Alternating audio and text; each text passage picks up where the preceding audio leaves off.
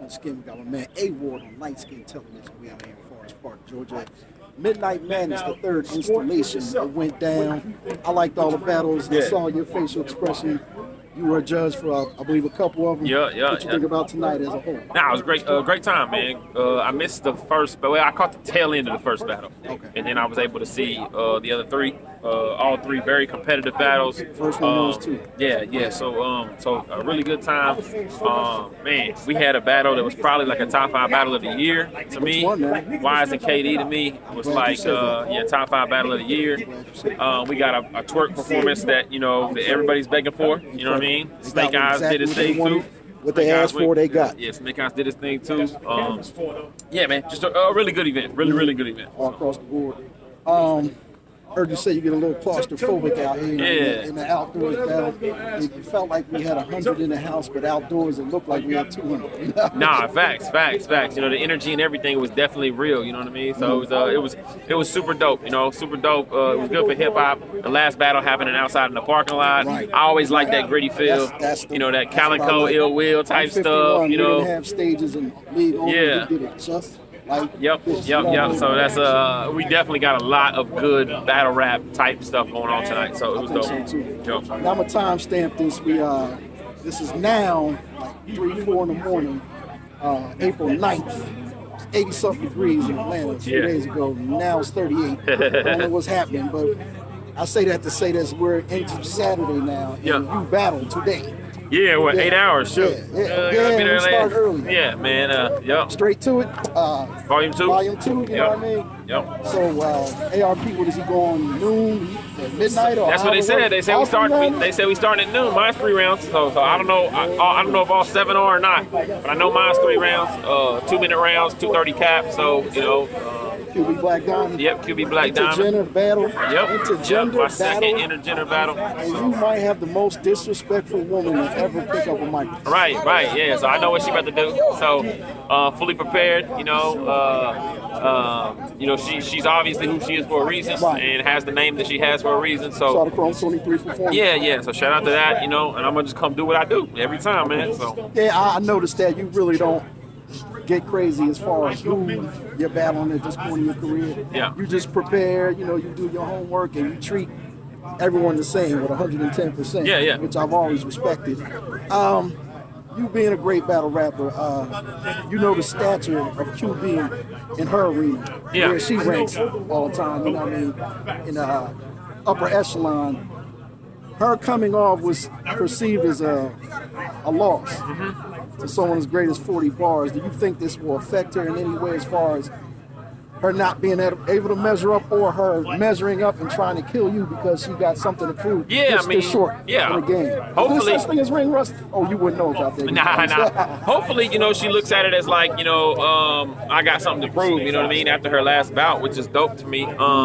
But I never battle somebody based off their worst performance or whatever. I always watch the film and say, hey, this is what they can be, and more than likely they're going to be that against me, because a lot of times people know I don't take no percentages off. So I fully expect her to be at her best. You know what I mean? And hopefully she puts together three solid rounds. I'm sure she will. She loves RBE. You love RBE. Yep. Y'all ain't gonna let the platform down, either one of y'all.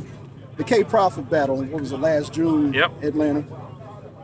Do you think you can use anything from that experience that can help you battling a woman of this caliber this time? Or was it apples and oranges? The experience was in the preparation and knowing, how to write for a female battler, but that also came with me writing my round for Coffee as well. I say that not to cut you off, because my personal feeling, I always give it to you straight. Yeah.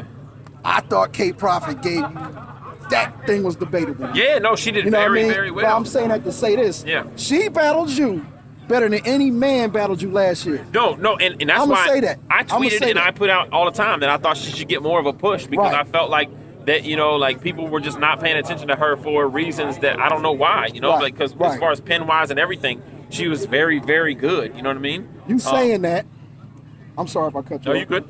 You saying that a battle rap fan is a heavy female battle rap fan, or someone who's pro-female battle rap and doesn't like male battle rap. A lot of women, some men are like that too. A lot of women who strongly follow female battle rap. After what you just said, about the level of competition you got from K Profit. A lot of the women think that QB's career is far surpassed K Profit's.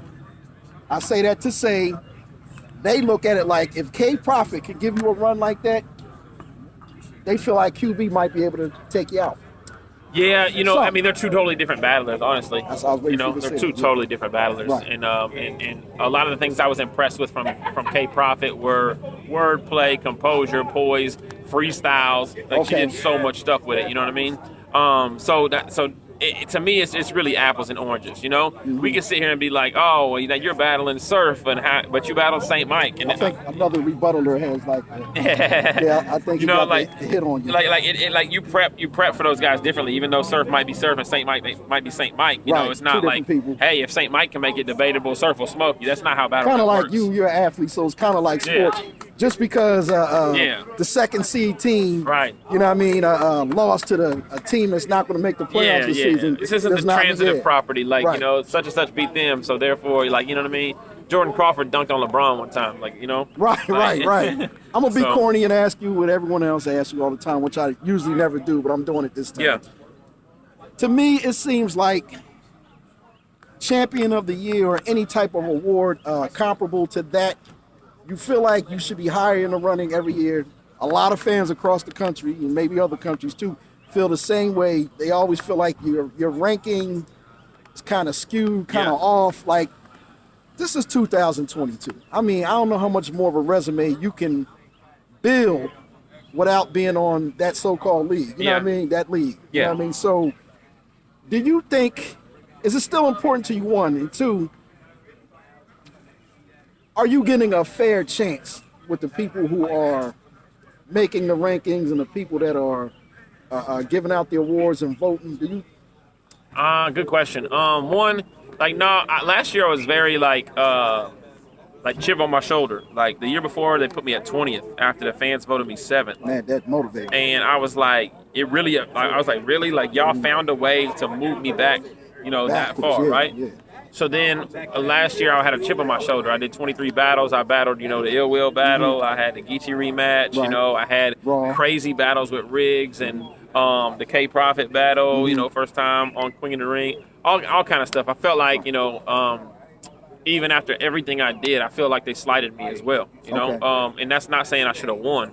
I felt like, you know, they slighted me a few spaces. But the thing about it is fair, you know what I mean, is a tough word because, like, there's no other sport where you can literally compare somebody who had 3 games against somebody who had 23 games and try to figure it out. Right. So they've come up with their own formula, but then you have like guys that are just kind of like, they're biased toward this platform or biased toward this type material or whatever, and it's just like, I don't think it's fair for you to be looked at as Dr. J in the ABA. Yeah, you know what I mean? You know what I mean? That's the parallel I draw. I look at it like Dr. J. When the ABA folded the next year, he's MVP of the NBA. So what are we saying? You know what I mean? Like, how important is it? You know? So I try not to hold it too much against them because it's just like, it's literally just kind of looking at blind resumes and saying, this is what I like or this is what I don't like.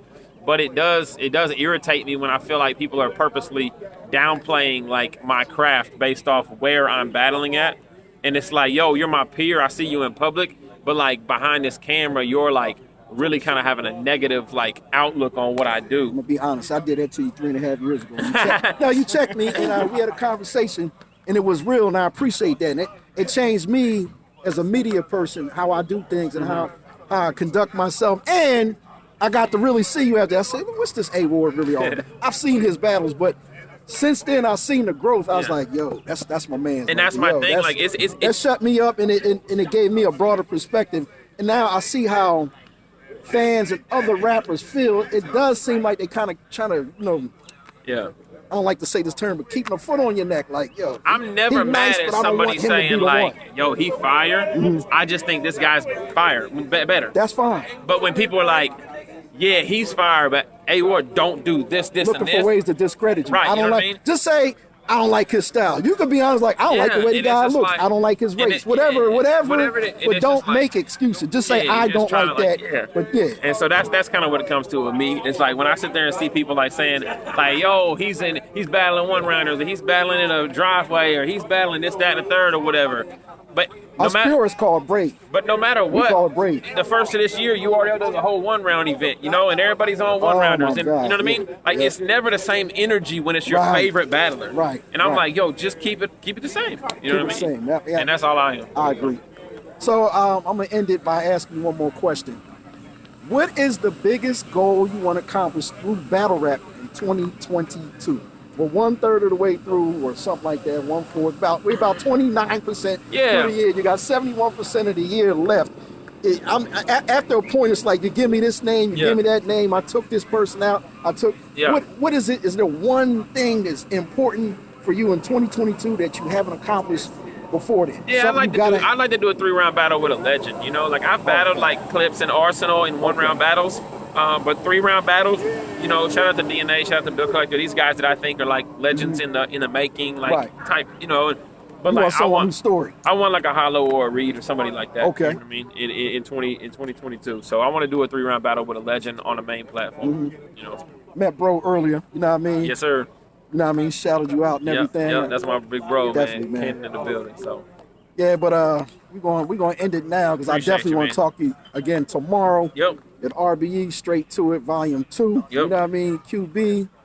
It's going to be a wild battle. I think that has the makings to be the most interesting battle, if not the best battle. Because she put the energy on people like that. Like, you can't be laid back with QB. Nah, she'll embarrass you and you'll look bad. Even if, on paper, if they was to analyze it and said, she didn't quite beat him, a lot of people feel like, I don't care, the energy was different. Yeah. I'm giving it to QB, and I know you got something, you know what I mean, in defense, retaliatory, where you got something for all that. So it'll be very interesting to me. Nah, yeah, we're going to have a good one, man. I appreciate you, man. Any other battle you look forward to more than your own? Yeah, I'm definitely looking forward to Reed and Big K. I think that's probably the one. Yeah. Like, you know what I mean? And Ill Will and Rosenberg, too. Right. Man, Chef Trez, Moneybags, there's some very good battles. A lot of names back. There's some very good A lot of battles. names I wanted to see, and I didn't want them to dissipate. You know what I mean? I want them to come on back. So that's a very interesting card that y'all will not get to see live, but you will get to see. You're going to go straight to it to YouTube. I appreciate A-Ward as usual. God is good. Thank we you, out here, brother. God is good. Peace.